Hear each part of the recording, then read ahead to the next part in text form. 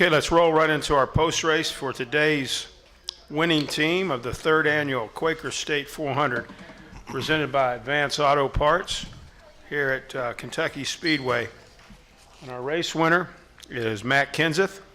He drove the number 20. Congratulations, my man. Number $20 General Toyota for Joe Gibbs Racing. And he's joined up here by team owner, Coach Joe Gibbs, crew chief Jason Ratcliffe.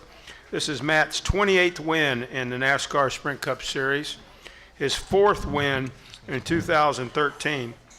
And this makes him the winningest driver in our series for this season, which is all important as we head down towards the chase. He's currently 5th in points, but like I said, he's got those 4 wins. This is the most wins he's had now since 2006. So that's terrific. Obviously, your first win here at Kentucky, but congratulations, Matt. Just a terrific job here today, and that 20 team continues to show its championship medal. Tell us about it. Yeah, thanks. It'll be a long answer to tell you about the whole race, but we had a kind of a struggle on Friday. Just couldn't really get it to drive like I liked, and we qualified 16th, and that was about the best we could do. And I don't know how he does it, but Jason worked his magic and dropped the green today, and we had a pretty competitive car. After 3 or 4 adjustments, I thought we had at least a second to a 5th place car or something like that. So our car was pretty good. We moved back a couple times. We're still able to move back toward the front. Had a car about where it needed to be, and then obviously the last call, is what gave us a shot to win and put us a chance to restart as the leader, which is always important to get out front. And then having that quick caution and another time to cool our tires off, I think really helped us. And we had just enough to hang on, so it was a pretty fun day. Very good. And crew chief Jason Ratcliffe, talk about this 20 team. Certainly on top of their game, and I know on a racetrack like this one has a lot of character and definition, and certainly a challenge. You had to really bring your game here today. Yeah, we did. We, as Matt mentioned, the car was obviously not where we needed it Friday, and then we made it a little better for qualifying. Matt did a good job of bearing with us on Friday, and then thankfully I got to give a lot of credit to our teammates. They learned a few things in practice, the 11 and 18. We were able to take some of those things and put in our 20 car along with some of the changes that we had made in practice that we felt were positive.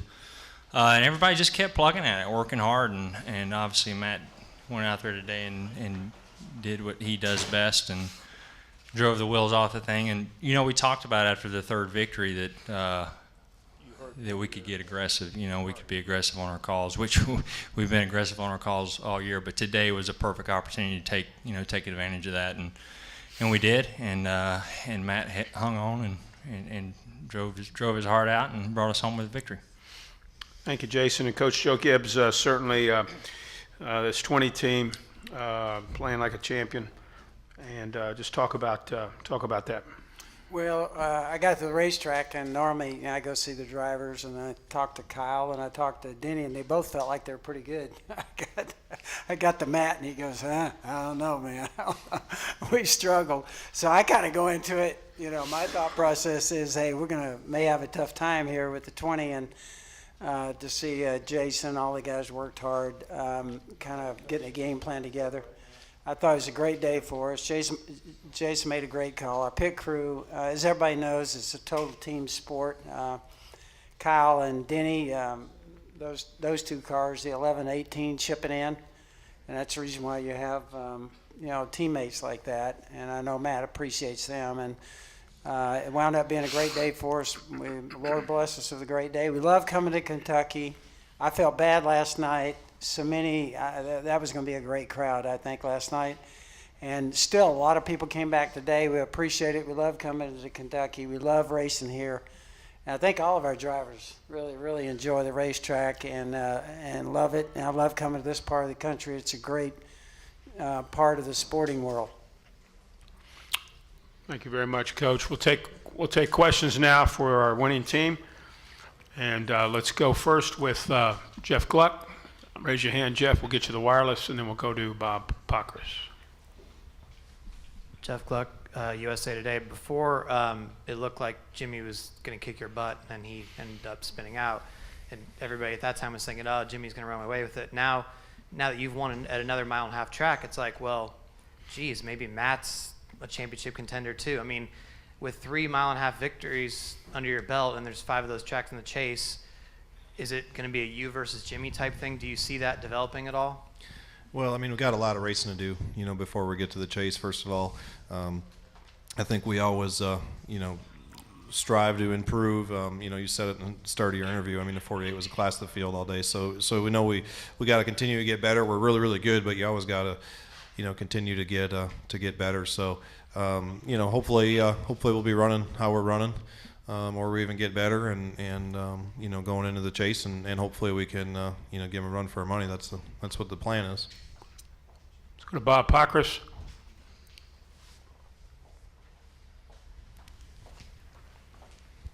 Bob Hocker, Sporting News. Matt, Jimmie said after the race that he thought that you didn't keep pace car speed prior to that restart there when I guess it was the next to last restart. What was your view of the restart, and knowing that he was caught for jumping a restart, are you able to kind of play games with a guy is kind of overly or more maybe cautious in that situation? No, not at all. I mean, I didn't, until you just told me the pace car speed thing, I couldn't, somebody mentioned in Victory Lane that he was upset with the restart. I had no idea what happened or what happened to him or what I possibly could have done to upset him. So, when I got ready for the restart, we were on the top and we were the leader, so it's our, anywhere in that box we can start the race. And when the pace car peeled off, I felt like I went the same pace. Now, I didn't check my tack when the pace car went off and went exactly the same pace, but I think you can look through data and see I didn't slow down. So really at that point, you try to watch the guy inside you to make sure he doesn't lay back and try to get a run at you, and try to keep him right by my door. And when I got to the box, I went, and from there, I don't really know, what happened. There was certainly, I certainly didn't feel like I did anything wrong from where I was, but after dominating all day and then you have a problem at the end, it's always, I imagine it's frustrating. We've been there too. Let's go over here to the left. Jim Utter. Jim Utter, Charles Observer. One for Jason, one for Matt. For Jason, you talked earlier about after getting 3 wins, maybe there's opportunity to kind of take some chances and so forth. In other circumstances, perhaps even earlier this season, is the no tire call something that you may have had second thoughts about? It was. I mean, when we came down pit road, I felt like as many laps as we had on our tires that most guys would take 2. But you have to think that there's a lot of smart people in this sport, a lot of smart guys sitting on the pit box, and they know how aggressive you have to be to win one of these. It's so competitive. So I felt like more guys would make that call, and so I thought it was worth a shot. We get out there. I felt like definitely we would be at a disadvantage. However, we did have the newest left side tires on, the 48. A lot of them didn't take lefts when we did the stop before. So, I felt like more guys. And actually, when we rolled off pit road and I saw what everybody did, I looked to the guy beside me and I'm like, I can't believe we're the only one that did that. But anyway, it didn't matter at that point. But obviously, and when we put tires on all day, I felt like our restarts were a little sluggish. On low air pressures, I felt like we could take off good. And if we could get far enough out there, the clean air was maybe enough to even it out. And Matt, just when you lined up, regardless of what happened to Jimmie Johnson after the restart, what were your thoughts just starting with knowing that you had no new tires compared to everybody else? Well, I mean, Jason said he thought more people were going to take no tires. I didn't think anybody else. I didn't think anybody was going to take no tires. So when we rolled off, I mean, I told him right away. First of all, I thought at the time in my head we had about a 5% chance of winning. If something didn't happen to the 48. But if we would have got 2 tires and came out behind the 48, unless he broke, I thought we had almost a 0% chance of winning. So I thought, when you look at it like that, it was a great call. Circumstances helped a little bit to have the quick restarts, so everybody scuffed their rights, and then we had another caution, and that gave us some time to cool our tires back down. It definitely got rolling faster. on that second restart. So, I mean, obviously, you look back right now, it's a great call. It was the only one that gave us a chance to win the race. I didn't think if we did what they did and restarted second, third, fourth, or fifth, we really had a chance to win the race, barring a problem with the 48. Let's go to Tim Sullivan right here, the hat, and then we'll go to Reed and then Bob. Tim Sullivan, Courier-Journal. Matt, when you have a car that is not, in your mind, the class of the field, is it more satisfying to win? Do you derive any different pleasure from this than on a day you dominate? That's a tough question to answer. I feel like through the years I haven't had a lot of them where we've been off a little and ended up winning. So, I mean, that certainly, it always feels good when you win. I tell you, the ones that, and we've had a few of them this year, where you dominate and feel like you're the best car and in position to win, and you lose those probably hurt as much or more than, well, not as much as this feels good, but it's always fun to win. I mean, no matter how you can win. Even with everything being equal, I thought we still had a second place car when we were our best. And there was times we ran a little better in a 48, but I don't know what he was doing up front, if he was saving fuel or what. So we still had an excellent car. I mean, the way competition is these days, and how much we struggled on Friday, we had a really, really competitive car today. I thought we were second to a fifth place car most of the day, which is really good. Let's go to Reed and then to Bob. Raise your hand there, Reed. Justin. Reed Spencer with NASCAR Wires. This was for Coach. Understand you had a little trouble getting in the care center to see Denny earlier, and just wanted to ask if there were any concerns beyond what you would normally feel when he took a hit like that, given the circumstances of earlier this year. Yeah, I think our cars are so safe, and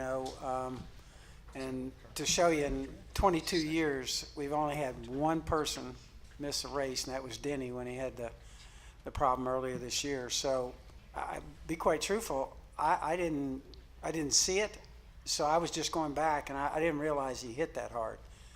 And so when I got back there, he had his complaints were, he said, "Man, I got a headache like you wouldn't believe," and he banged his knee on the inside. And then we went to the care center, and he right away he said, "I start feeling better and better and better." So they feel good about it. Tomorrow we're gonna test in Indy. They called the doctor over there. He's gonna take a look at him before he gets in the car. But I think we're in good shape there. And so I think one guy tried to get into the care center, and the guy stiff-armed me. I thought I thought I was gonna have a problem there, but. Thank goodness there was no fight, because he would have been the favorite. You mean you thought he was going to have a problem? We wouldn't have let that happen. Other questions? Jeff? I'm sorry, Bob, and then Jeff, and then Gary. Bob Hocker, Sporting News. Joe, kind of in that same topic, I mean, is there any part of you that if Denny doesn't get in the chase that would want him to just kind of shut it down for the rest of the year, or do you feel like he's healthy?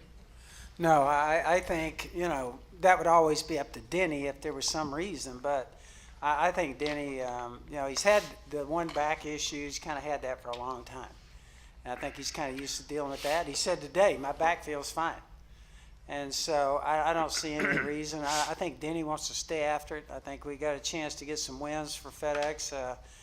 And who knows what's going to happen?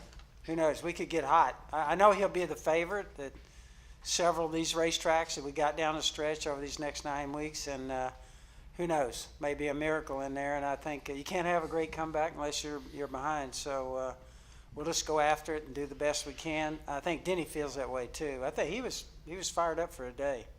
I felt like he was going to get after it today. So he's got a good attitude, and we'll keep swinging. Go ahead, Jeff. Matt, I was just wondering. I was just wondering how it was to see your little girls in victory lane. I guess probably the last time you were winning this often, they weren't even born yet.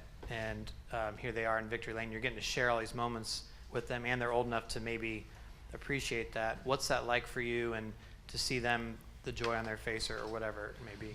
Yeah, it's fun. I don't think they totally get it. I know for sure they don't realize how hard it is. So it's fun. I mean, whenever you can share successes or failures with your family, it's more special. So I'm really thankful they get to travel with us. I wish Ross could come to some more of the races and enjoy it with us, as well. But it's fun to have them here. We're real fortunate. They get to travel with us, and we get to stay together on the weekends, and we get to spend a lot of time together. A lot of people are under the impression that when we race and we're gone all the time, you don't get to see your family as much. But we probably spend more time together than a typical family where the dad works 9 to 5. So I'm real fortunate to get to spend a lot of time with them, especially when they're young and growing up. It's a lot of fun. Ross did send you a tweet today. Great job by Pops today, by the way. That was sweet. Go ahead, Bob. Pops. That's your new name, Pops. I got one for you today too, buddy. No? I just didn't tell you yet. Okay, this subject is over. Go ahead, Bob. Matt, this is kind of the year anniversary of your decision, and I was curious, last year, was this week a fun week for you, or was it a kind of a miserable week for you? And do you see any irony in the fact that you kind of won here and the year after making the decision to go? No, it hasn't turned out real bad, so it's been going pretty good so far. It was sort of an odd situation because we couldn't really talk about it until whenever we talked about it. But they kind of said that I wasn't going to be there anymore. So it was slightly awkward until we got to make our announcement at JGR that what our plans were next year and putting all that together. But by then we had all our stuff done and kind of knew what the plan was. And to be honest with you, I was just focused on what I was doing over there. And you put a little thought into this, but certainly didn't participate in anything or spend a lot of time thinking about it because we had so much of the season left and so many things we wanted to accomplish last year. So it really wasn't, it really wasn't that bad. Everybody was really cool about it. Obviously, by performance at the end of the year, everybody was still working as hard as they could work and giving me the best stuff they could give me. So I don't have any complaints there at all. Let's go to the press box, and then we'll get a few more down here. Press box, question? Yep. Since Kevin Kelly with the Cincinnati Enquirer, this question is for Jason. Jason, you worked at Bruco Motorsports earlier in your career. You've been coming here for a lot of years. What does this victory mean, and how did that experience, or how is your experience at this track, how did it help today? Well, I think it. I tell you, the experience that helped me the most was knowing that if I used some of Dave Rogers' notes, they were going to be right. That guy's won so many races here and actually kicked my butt several times here. So it's obviously good to have him as a teammate. And as you mentioned, lived close to here, lived in this area for quite some time. This was always a special racetrack, whether we were coming here and testing or racing. And I always felt like we were close here. This was one that was at the top of my list on the Nationwide Series. And always, came up just a little bit short several times with different drivers. So it's special. It's, I told somebody earlier, all wins are special, but to win at Kentucky for me is the highlight of the season so far. Any other questions in the press box?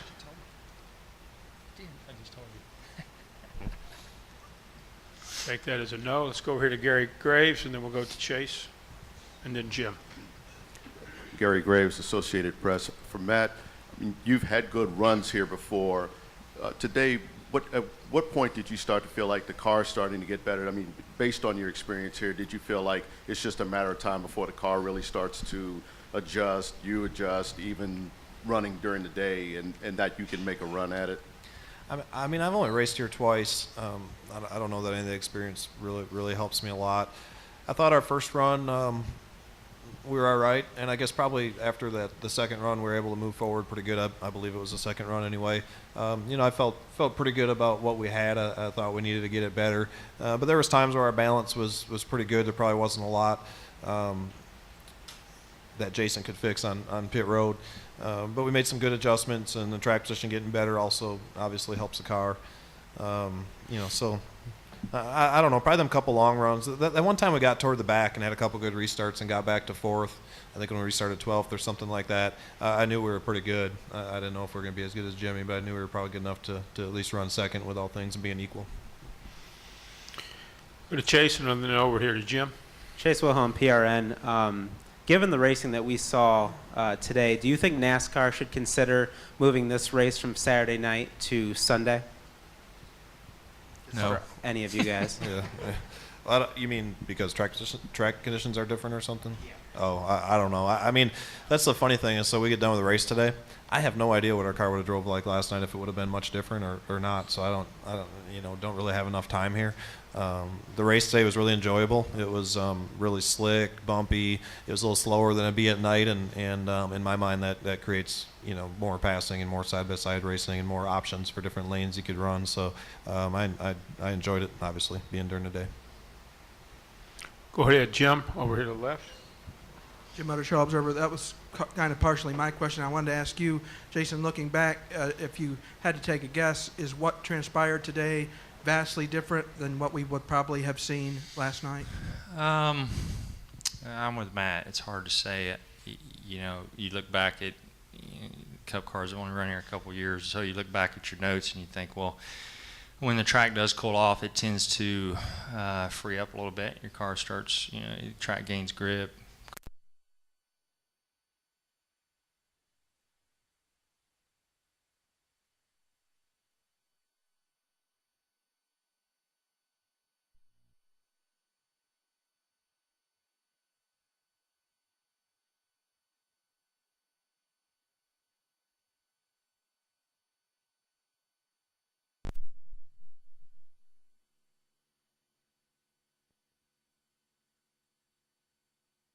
Was I've been to Kentucky enough times to know how those showers can pop up, and they're usually very violent when they do pop up. They'll wash it out in a hurry. So we need to have the race on Saturday night, so when it rains out, we'll have Sunday to run it.